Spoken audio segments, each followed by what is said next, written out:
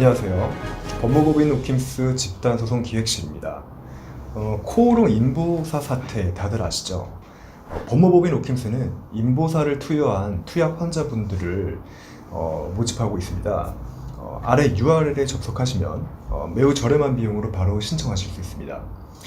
오늘은 코오롱 인보사 집단소송 안내를 위해 엄태섭 변호사님을 모셨습니다. 엄태섭 변호사님은 법무법인 옥힘스 집단소송 기획실장을 맡고 계시고 KT통신장애 피해상인 보상소송 그리고 공중보건의 훈련기관, 복무기관, 미산입 집단소송 등을 담당하고 계십니다. 네, 안녕하십니까? 네, 안녕하십니까? 네.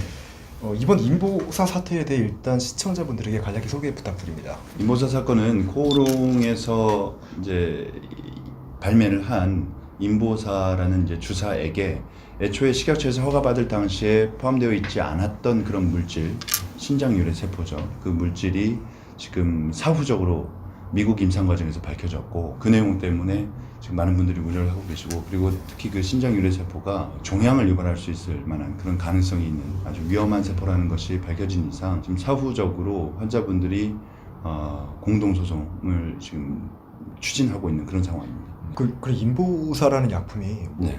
투약이라고 하셨는데 그게 이렇게 보통 복용을 하는 약제인가요? 아니면 이렇게 주사를 놓는 건가요? 주사제입니다. 주사를 네. 놓는 거면 뭐 네. 제가 뭐 의학 지식이 짧아서 잘은 모르지만 이렇게 복용하는 거에 비해서 직접 혈관에 투여가 되는 거기 때문에 좀 더 위험할 수 있는 거 아닌가요? 물론 훨씬 더 위험하고, 특히나 그 주사제에 들어있는 그 성분, 세포, 그 세포 자체가 문제인데 지금 이 세포가 미국이나 유럽에서는 절대로 인체에 투약해서는 안 되는 그런 세포입니다. 실제로 그 해당 코오롱 측에서는 그런 얘기를 했어요. 이게 이게 이제 그 종양을 유발할 가능성은 있을 수도 있지만 예. 악성 종양을 유발하지는 않는다. 그렇기 때문에 괜찮다. 지금 이게 코오롱 측 논리인데 이게 말이 안 되는 것이 2008년 그 바이올로지컬스라는 그 저명한 학술지에 게재된 논문에 따르면 실제로 이 HEK293이라는 이 TC 형질 전환 세포를 투약했을 때 쥐에게서 종양이 발견되는 발견되는 그런 사례가 보고가 됐습니다. 이미. 그러니까 악성 종양이 생긴다는 거죠. 이 약 때문에. 예. 코오롱 생명과학 측의 입장은 어떤가요? 코오롱은 지금 코오롱의 입장이 저는 정말 납득이 되지 않는데요. 애초에 본인들이 설계했던 그 연골 유래 세포가 아닌 신장 유래 세포가 잘못 들어간 점에 대해서는 본인들이 지금 과실을 인정하고 있긴 있는데 그 신장 유래 세포가 포함되어 있는 상태에서 비임상부터 이 제품 출시에 이르기까지 쭉 진행을 해왔고 그 임상 과정에서 단 한 번도 문제가 발견되지 않았기 때문에 괜찮다. 그래서 사후적으로 그런 신장 유래 세포가 발견이 되긴 했지만 그 자체로 문제가 없이 임상을 쭉 진행을 했기 때문에 식약처 측에다가 변경 재허가를 해달라는 입장이거든요. 변경 재허가에서 지금 계속해서 팔겠다는 건데 이 위험한 물질을, 아직 안전성도 완전히 입증이 되지 않은 이 물질을 지금 계속 팔겠다라고 저렇게 생떼를 쓰는 전 코오롱의 입장에 대해서 저는 정말 분개를 금하지 않을 수가 없습니다. 본래 들어갔어야 할 연골세포로 다시 약을 다시 만들겠다는 게 아니라 지금 현재 신장세포가 들어가 있는 약을 허가를 받아서 그대로 판매를 유지하겠다는 말씀이세요? 그렇습니다. 방금 신장세포라고 말씀하셨는데 그 연골세포인 줄 알았더니 신장세포였다. 그 신장세포가 뭐 종양을 유발할 수 있다. 그건 실제로 뭐 그런 위험한 상황이 보고가 된 적이 있습니까? 아직까지 보고 사례는 없습니다.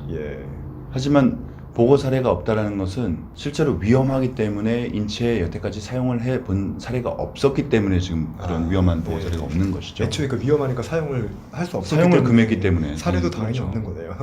만약에 그 들어있는 성분 자체가 달라졌다고 한다면 임상을 처음부터 다시 해야죠. 그렇죠. 그러니까 약을 새로 다시 만들어야 될 것을 갖다가 지금 우리는 몰랐지만 임상 과정에서 문제가 없었으니까 다시 변경해서 재허가를 해달라. 이게 말이 됩니까?